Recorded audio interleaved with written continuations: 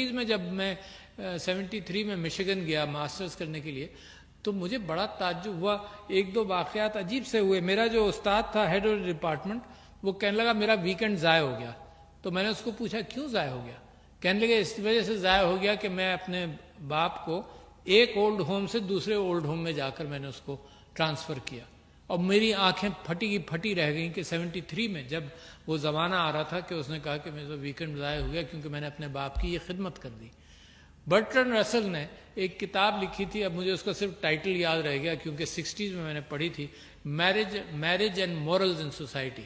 اور اس نے یہ کہا تھا کہ یہ زمانہ جس انداز سے آ رہا ہے اس میں اقدار جو ہیں وہ پیچھے چلتی چلی جائیں گی, ہر شخص انڈیپینڈنٹ ہو جائے گا اور اپنی زندگی میں اور اپنی آمدنی میں اتنا پھنس جائے گا کہ ہر چیز, شادی, خاندان, یہ سب چیزیں چیلنج ہو جائیں گی. ہو چکی ہیں. پاکستان کے اندر ایک قانون پاس کرنا پڑا, ذرا دیکھیے نا, مطلب وہ زمانہ بھی آ گیا. پاکستان کے اندر ایک قانون پاس کرنا پڑا جو 8-10 مہینے پہلے پاس ہوا.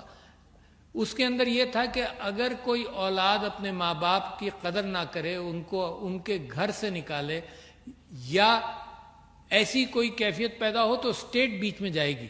یہ تو معاشرے کا کام تھا. معاشرہ ایسی تربیت دیتا تھا, معاشرہ اہتمام کرتا تھا, خاندان والے اہتمام کرتے تھے کہ بے غیرت تم نے ایسا کام کیا کیوں؟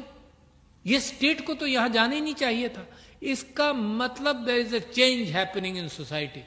اور بچوں آپ تو یاد رکھو یہ چینج جو ہے یہ ذہنی چینج ہے. اس کو چینج کرنے کے, اس کو ٹھیک رکھنے کے لیے دیکھو کمائیں, محنت کریں, کوئی اس چیز سے نہیں روک سکتا.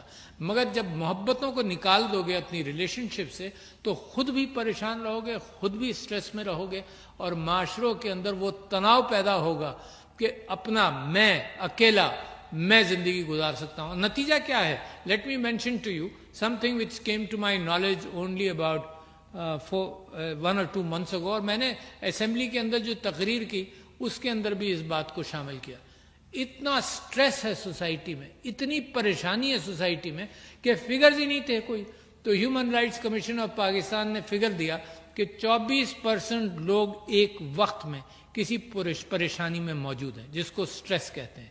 یہ دوسری بات ہے کہ اگر اس پریشانی میں ان کو گھر میں لوگ شیئر کر لیں, گھر میں دیکھو جوائنٹ فیملی میں ایک خوبصورتی تھی, گھر میں لوگ شیئر کر لیں. جب اکیلا ہو جاتا ہے تو کسی سے شیئر بھی نہیں کرتا, گھر میں لوگ شیئر کر لیں تو وہ پریشانی کم ہو جاتی ہے.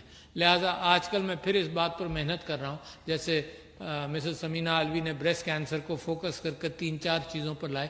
میں بھی یہ کوشش کر رہا ہوں کہ یہ جو سٹریس ہے معاشرے میں اس کو قابو کیا جائے. مگر ایک فگر اس میں اور بھی بڑا الارمنگ تھا.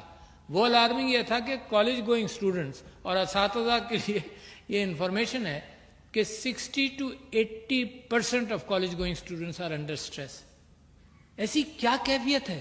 علم کی تلاش کے اندر یہ ذہنی پریشانیاں کیسے آ گئیں؟ یہ کیسی مشین ہے جس پر ہم نے ان کو ڈال دیا, جس کے اندر یہ مسلسل بھاگتے رہے اور دماغی تناؤ کے اندر مبتلا ہوں. نتیجہ کیا ہے؟ یہ فارمیٹیو ایئرز کے اندر ہم نے ان کی مشین, روزی کمانے کی مشین کے اوپر ان کو اتنی ایکسرسائز کروائی کہ زندگی بھر ایسے ہی زندگی گزاریں گے, صرف روزی کے پیچھے بھاگیں گے. تو یہ بیلنس جو ہے یہ ضرور میرے پاکستان کو اس وقت ضرورت ہے کہ آپ لوگ بڑی محنتیں کریں اور دوسروں کا, دنیا کا مقابلہ کریں, مگر زندگی میں ایک بیلنس رکھنا بھی بڑا ضروری ہے جو میں آپ سے کہہ رہا ہوں. 60 to 80% of students were under stress.